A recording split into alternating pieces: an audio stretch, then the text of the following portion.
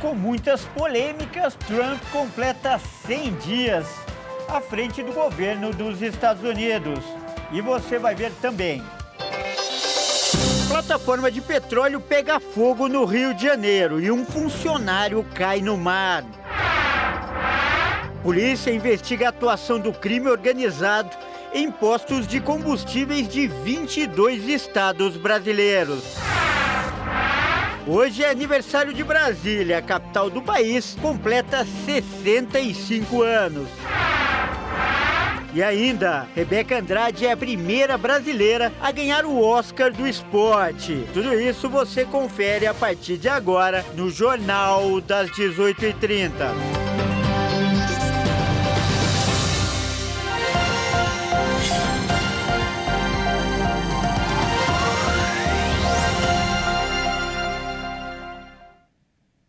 Olá, seja muito bem-vindo. Nós estamos ao vivo, são 18 horas e 37 minutos pelo horário de Brasília.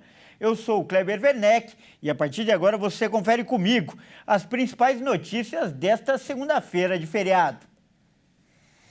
E olha só, há 100 dias o presidente Donald Trump voltou à Casa Branca para um segundo mandato à frente dos Estados Unidos e desde então Trump ocupa as manchetes dos jornais do mundo todo com as medidas adotadas pelo polêmico governo. Desde que voltou à Casa Branca, o presidente Donald Trump revirou a política externa dos Estados Unidos, sacudiu os mercados financeiros e transformou o Salão Oval no cenário de uma sucessão de acontecimentos. Logo no dia da posse, em 20 de janeiro, Trump assinou um recorde de 26 decretos. As primeiras medidas já deram o tom do novo mandato, com a saída dos Estados Unidos da Organização Mundial da Saúde, as prisões e deportações de imigrantes ilegais e o perdão aos agitadores que invadiram o Capitólio, sede do Legislativo americano, 4 anos antes. Em fevereiro, em reunião com o primeiro-ministro israelense, Benjamin Netanyahu, o republicano disse que os Estados Unidos poderiam controlar a faixa de Gaza e o território devastado pela guerra, lar de mais de 2 milhões de palestinos, poderia se tornar a Riviera do Oriente Médio. Em março, o magnata cortou bilhões de dólares em fundos federais para instituições tradicionais como Columbia e Harvard, e voltou a reforçar os comentários de que os Estados Unidos precisam da Groenlândia e não descartou o uso da força para tomar a ilha, um território autônomo dinamarquês. No início de abril, Donald Trump iniciou a guerra tarifária contra dezenas de países, tanto aliados quanto rivais, acusando-os de tirar vantagem dos Estados Unidos e levando muitos afetados a adotarem aumentos de taxas retaliatórios. A crise sacudiu os mercados globais, fez o preço do ouro disparar e afetou o valor do dólar. O segundo mandato de Trump deve durar 4 anos, mas o republicano já afirmou que pode tentar permanecer no comando dos Estados Unidos por mais tempo. E uma plataforma de petróleo pegou fogo e explodiu na Bacia de Campos, no Rio de Janeiro. Por causa do incidente, um funcionário caiu no mar e outras pessoas que estavam a bordo tiveram ferimentos e queimaduras.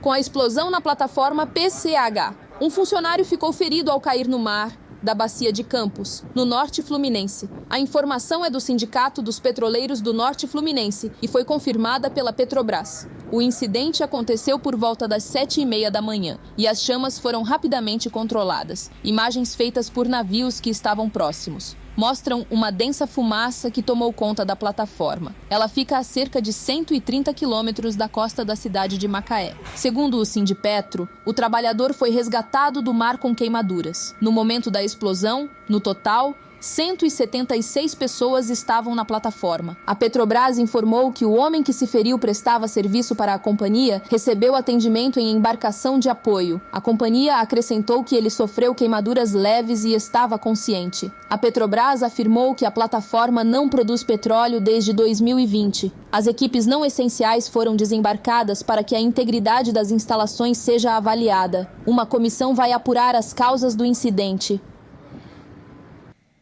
E a polícia investiga um esquema de crime organizado presente em postos de combustíveis de quase todos os estados do país. Facções e milícias podem estar por trás de 900 estabelecimentos, principalmente em São Paulo e Goiás. O mapeamento autoridades federais e estaduais investigam a infiltração do crime organizado em postos de combustíveis chegou a 941 endereços suspeitos, em 22 estados. O levantamento foi construído a partir de investigações de lavagem de dinheiro, sobre sócios com antecedentes criminosos e envolvimento em operações policiais, como roubo de cargas e uso de laranjas. Autoridades federais e estaduais afirmaram que organizações criminosas se aproveitam de brechas na cadeia produtiva, não apenas para lavar dinheiro, mas também para ampliar lucros por meio de fraudes fiscais e adulterações de produtos. A maioria desses estabelecimentos, que teria o envolvimento de facções, como o PCC e Comando Vermelho, além de milícias, estariam em São Paulo e Goiás. Segundo as investigações, a presença do crime organizado extrapola as atividades de venda de combustível ao consumidor final e já alcança parte da cadeia produtiva. Em 2020, a Polícia Federal realizou uma Operação Rei do Crime, que mirou um sofisticado esquema de lavagem de dinheiro do PCC, por meio de empresas ligadas ao setor de combustíveis em São Paulo, Paraná e Santa Catarina. Foi identificada uma rede de combustíveis que movimentou cerca de 30 bilhões de reais em 4 anos. A estimativa é que fraude e sonegação nesse segmento causem perdas fiscais anuais de até 23 bilhões de reais. E os motoristas que viajaram para aproveitar o feriado prolongado enfrentam dificuldade para retornar a São Paulo, tanto nas rodovias que ligam a capital ao interior, como aquelas que vão para o litoral. O fim de tarde e o início de noite é o período de maior movimento. A previsão da Agência de Transporte do Estado de São Paulo é que cerca de 5 milhões de veículos devem circular pelas rodovias concedidas durante todo o período de feriado prolongado. A operação está sendo monitorada 24 horas por centros de controle da agência e das concessionárias. Os motoristas que ainda não retornaram à capital paulista devem preferir os horários de menor movimento nas estradas para evitar longas filas de congestionamento. De acordo com a Artesp, os horários menos críticos devem ser depois das 10 da noite. Milhões de pessoas já circularam nas rodovias de São Paulo, neste fim do feriadão. Segundo a Agência de Transporte do Estado, praticamente todas as rodovias monitoradas já registraram tráfego lento nesta volta do feriado. O aumento do fluxo de veículos, nesta segunda, começou por volta das 10 da manhã e em algumas estradas se estende até a noite. O importante é o motorista estar atento às regras de trânsito e viajar sem pressa, evitando manobras arriscadas para chegar com segurança e tranquilidade. E o Rio Grande do Sul se prepara para o primeiro aniversário das enchentes de 2024, que devastaram o estado. Uma série de eventos está programada para marcar a data. Também será apresentado um balanço das principais ações de recuperação, além de um documentário e uma exposição fotográfica. Aqui no Rio Grande do Sul, o governo estadual prepara uma série de ações para marcar o primeiro ano da maior tragédia meteorológica da história do estado, as enchentes de 2024. A partir de terça-feira até o início de maio, serão realizados eventos nos municípios afetados. E o Conselho do Plano Rio Grande fará uma reunião para apresentar um balanço das ações de recuperação e reconstrução. Além disso, será lançado um documentário com depoimentos de quem esteve na linha de frente das operações de resgate. A exposição fotográfica Além das Águas será reexibida em Porto Alegre, mostrando os momentos mais dramáticos das enchentes. Olha, e você que nos assiste tem ou conhece alguém com o sangue tipo O? Bom, se tem, preste atenção. A Fundação ProSangue de São Paulo alertou neste domingo que enfrenta uma situação emergencial. O estoque desse tipo de sangue está zerado. E se não conseguir doações, cirurgias podem ser canceladas.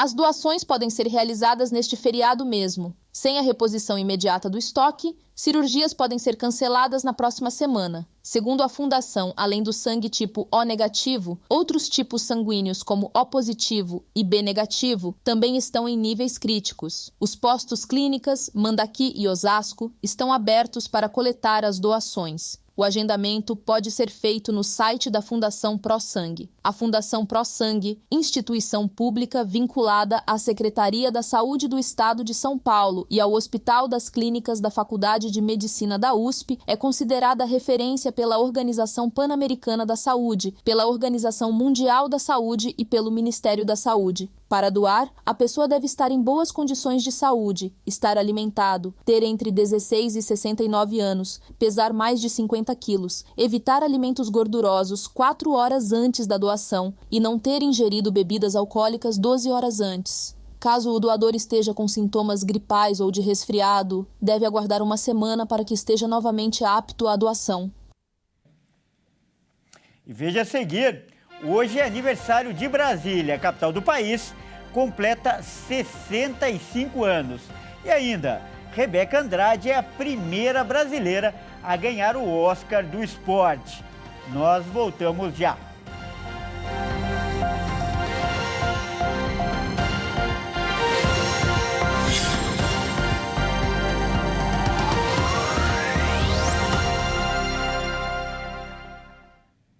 Mais uma vez, seja muito bem-vindo. Nós estamos de volta e ao vivo.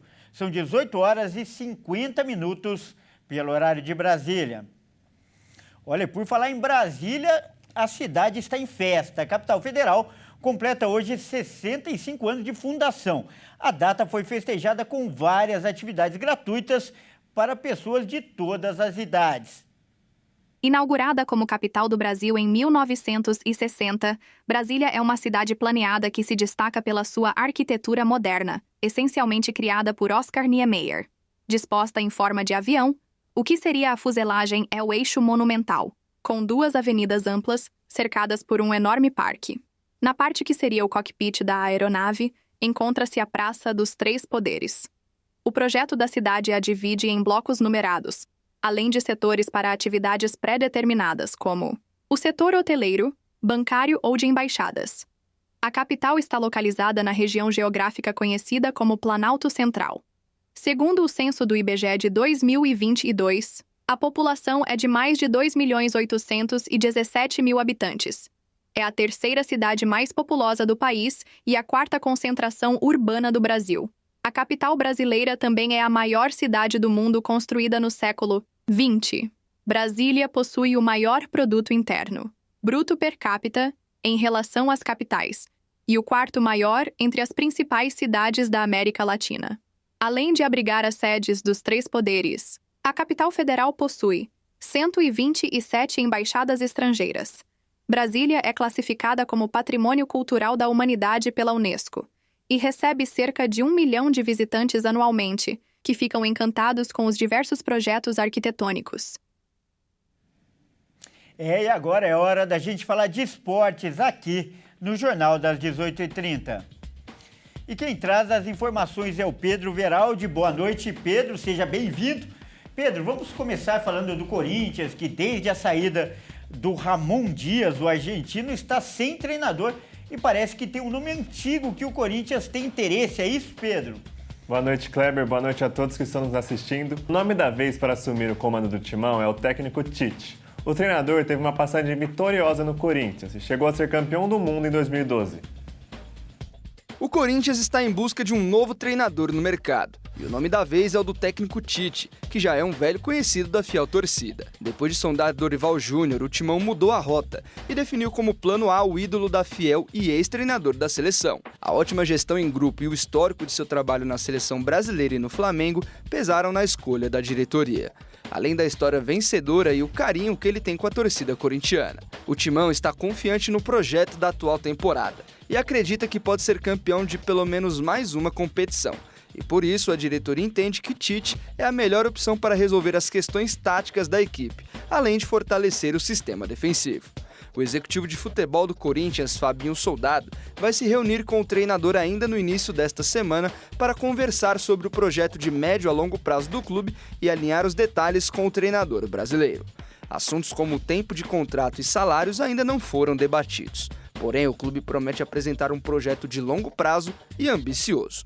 O Corinthians está sem um treinador definido desde a semana passada, quando demitiu o argentino Ramon Dias. Por enquanto, o comando técnico está nas mãos do interino Orlando Ribeiro, que treinava as categorias de base do Timão.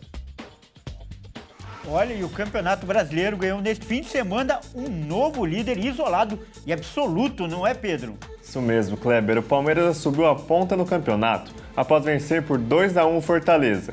E com essa vitória, a equipe de Abel Ferreira igualou seu melhor início em campeonatos brasileiros. Com 13 pontos em 5 jogos, o Palmeiras igualou o melhor começo de Brasileirão desde que o torneio começou a ser disputado por 20 equipes e no formato de pontos corridos. O Verdão só conquistou a marca de 4 vitórias e um empate em 2 ocasiões, em 2023, quando foi campeão, e em 2019. O time tomou a ponta da tabela ao vencer o Fortaleza por 2-1 no Castelão. Desde que Abel Ferreira passou a comandar o Verdão em 2020, o Palmeiras não tinha passado por um momento de tanta insatisfação da torcida como no último mês, ao perder a final do Paulistão para o Corinthians. Mas depois dessa derrota, o Verdão reencontrou o bom futebol e vem mostrando ao torcedor a força do elenco e do trabalho do português, que em sua passagem pelo Brasil já levantou 8 taças e busca o 13º título nacional do Alviverde e se distanciar ainda mais como o maior campeão do Campeonato Brasileiro. E agora uma excelente notícia. Agora há pouco, uma brasileira conseguiu um feito inédito no esporte mundial. Conta pra gente, Pedro.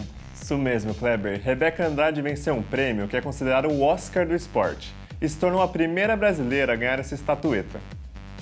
O grande nome no Prêmio Laurels para o Brasil foi também um grande nome brasileiro na última Olimpíadas de Paris, Rebeca Andrade. A ginasta ganhou um troféu na categoria Retorno do Ano e foi a primeira brasileira da história a vencer o prêmio conhecido como Oscar do Esporte. O troféu veio por conta das medalhas conquistadas nas Olimpíadas, quando Rebeca subiu no lugar mais alto do pódio na categoria solo, contra a maior ginasta de todos os tempos, Simone Biles. Além do ouro, Rebeca conquistou 2 pratas individuais e um bronze por equipes. E tudo isso foi depois de 3 cirurgias no joelho. Por toda a resiliência e volta por cima, Rebeca venceu o prêmio e cada vez mais virou uma lenda do esporte brasileiro e mundial. Bom, Kleber, por hoje é só. Uma boa noite para você e para todos que nos assistem. Uma boa semana, até mais. Muito obrigado pelas informações, Pedro, e até mais. Bom, é isso aí, o Jornal das 18h30 fica por aqui. Eu agradeço demais pela sua companhia. Ótima noite e até amanhã.